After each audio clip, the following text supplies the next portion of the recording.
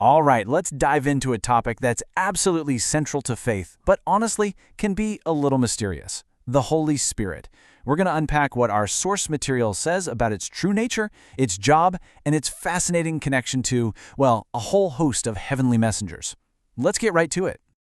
So, here's how we're going to break this all down. We'll kick things off with a massive shift known as the New Covenant. Then we'll get specific about the Spirit's character.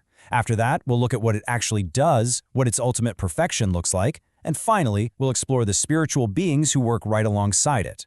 It's going to be a fascinating journey, so let's jump in. Okay, first up, the New Covenant. The source material presents this as a complete game changer. We're talking about a radical move away from a system of external, written rules to a brand new internal reality that's actually powered by the Spirit itself. Now, this is where it gets really interesting. Look at that contrast. The letter here refers to the written law. It was great at pointing out what was wrong, but in doing so, it could only lead to condemnation. But the Spirit? It's described as the agent of life. This isn't about getting rid of right and wrong. It's about changing the very source of a person's life from the outside in to the inside out. And this verse from Romans, it just perfectly captures the result of that shift. You see, the Spirit brings its own kind of law, a law of life. And according to the text, this new principle is what actively frees someone from that old, vicious cycle of sin and death. It's the start of a whole new way of existing, spiritually speaking. So, that naturally leads us to our next big question. We've seen the Spirit's role in this new deal, but what exactly is its nature? Our source text uses a few key phrases to really define it. First off, the Spirit of Jesus. Now, the text is really clear that this isn't some other being. It's the Holy Spirit specifically expressing the personality, the character, and the mission of Jesus. You can think of it as the Spirit's job to point to Jesus, to honor him, and to help shape believers to become more like him. Next up, the Spirit of life. And this takes us right back to that core idea of transformation we were just talking about. It's described as the power that takes someone who's spiritually dead and, well, makes them alive.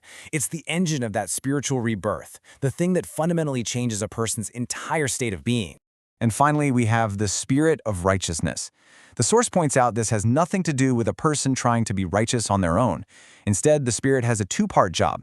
First, it convinces the world about Christ's perfect standard, and second, it actively weaves that very same righteousness into the life of a believer. Okay, so we've got its nature down, but what about its job description? What does the Spirit's ministry actually look like on a practical level? Let's break down its main roles as described in the text. The text lays out this four-part ministry.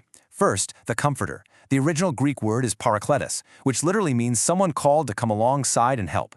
Then there's the Guide, who leads people into deeper truth, the Teacher, who illuminates and reminds people of what Jesus said, and finally, the Baptizer, who completely immerses a person in the power of the Spirit. And this verse just captures those roles so perfectly. It shows the Spirit isn't just some vague, comforting feeling. No, it's an active teacher and a kind of divine memory bank, making sure the core teachings of Jesus are always right there for his followers. So we've seen how the Spirit works on a personal level, but our source text goes even deeper. It describes the complete, total, perfect manifestation of the Spirit in a very specific and symbolic way. And this brings us to this really cool concept of the 7 spirits of God. It's a striking phrase, I know, but it's not describing 7 different spirits. Instead, you should think of it as a symbol for the perfection and the completeness of the one and only Holy Spirit. This list, which comes from the book of Isaiah, lays out 7 different facets of the Spirit's character. See, it's one Spirit, but its nature includes wisdom, understanding, counsel, might, all of it. According to the text, these are the qualities that fully equip the Messiah for his mission. And the book of Revelation just gives us this incredible imagery to make this idea tangible. As 7 lamps of fire, they represent the Spirit's illuminating, powerful presence before God. And as the 7 eyes of the Lamb, they symbolize perfect, all-seeing knowledge and God's action throughout the entire world. Now here's something really important. The work of the Spirit doesn't happen in a vacuum. The source also talks about a vast company of heavenly messengers who operate in this same spiritual realm, all serving God's purposes. This verse from Hebrews just cuts right to the chase. It defines them all as ministering spirits.